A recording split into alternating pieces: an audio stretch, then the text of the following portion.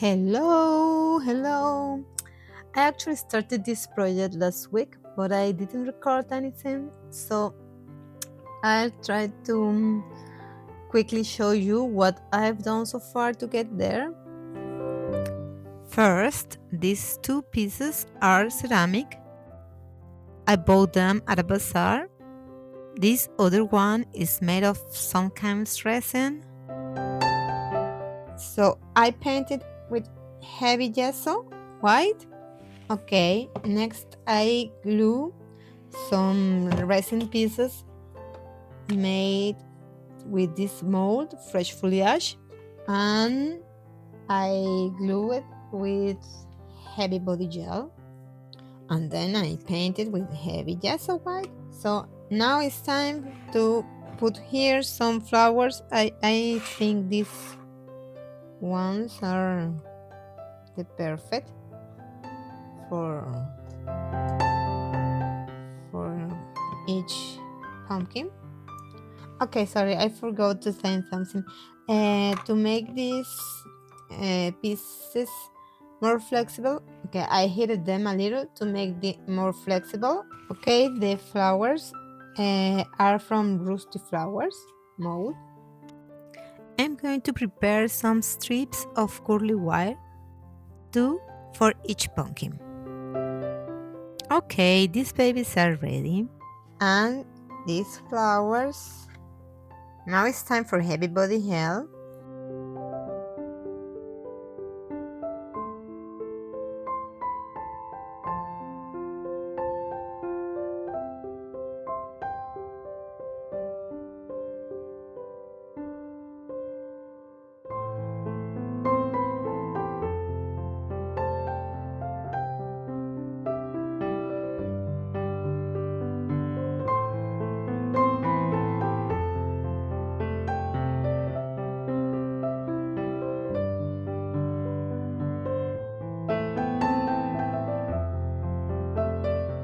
Okay, now I'm going to paint my pumpkins with Finnabair liquid acrylics with these colors: tiger orange, true yellow, burnt sienna, and carmine. Okay, I'm starting with the first layer, just using true yellow and tiger orange. I apply the paint with a brush, keeping it loose, and then I mist a bit of water so the colors can spread and melt together, creating a soft base.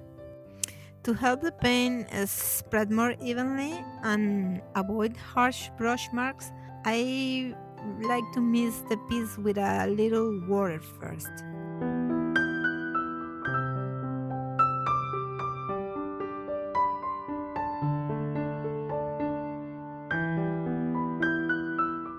Okay, at this point, these little two pumpkins had 2 layers of paint. The second layer, I apply a little of carmine to make the shadows. Okay, it's time for the big one. At this point, I already got the hang of how these pumpkins need to be painted. And because the gesso layer is matte and super absorbent, the best approach is to start with a very diluted first layer of the lightest color, in my case true yellow. This helps seal the surface and gives me a smooth base to build on. Okay, for the next layer, I go in with a darker tone, in this case tiger orange.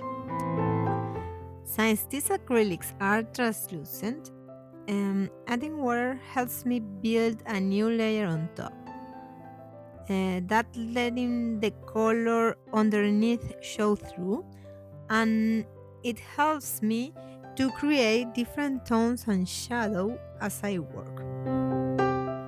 I focus on the deeper areas and corners between pumpkins and leaves to start making the shadows.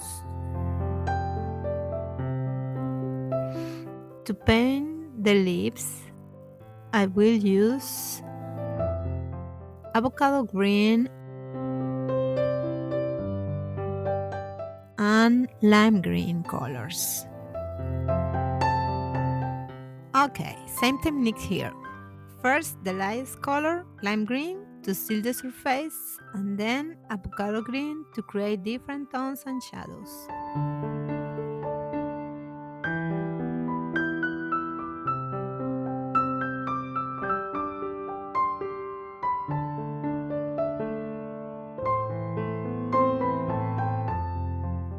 So this is what it looks so far.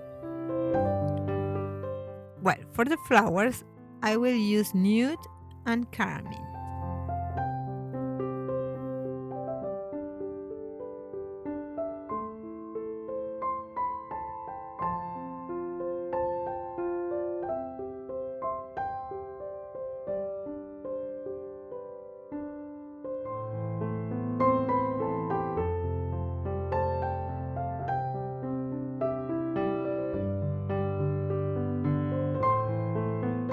I really don't like these looks so shiny.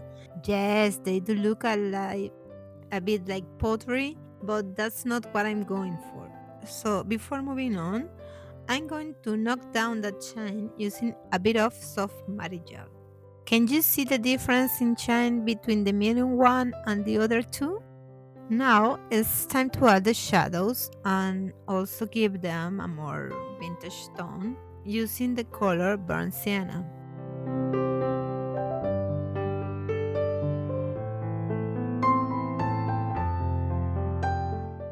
Well, so far they are looking pretty vintage, right? Now it's time to add the kind of shine I really want. I'm using a Sparks acrylic paint in Ginger Magic, heavily diluted with water.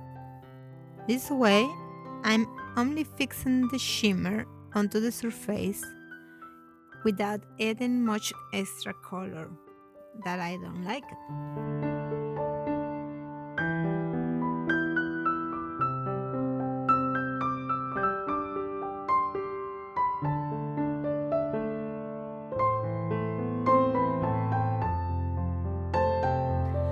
And this is how they look once the Sparks paint is completely dry. Now, I'm going to use a few waxes to give them a more special metallic touch in certain areas, especially the lips. Look at this. They are so cool.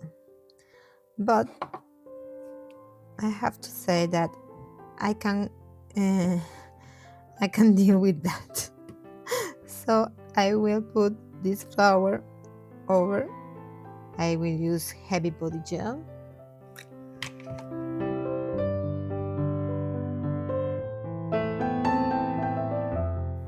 Okay, I think they just need a bit of white. So I'm going to try some splatters using liquid acrylic in titanium white. I've actually never tried this one before, so let's see how it goes. Oh, I love it. Hope you like it. Bye bye. If you want to see more photos and details about this project, you'll find everything on the Finnabair blog. See you there!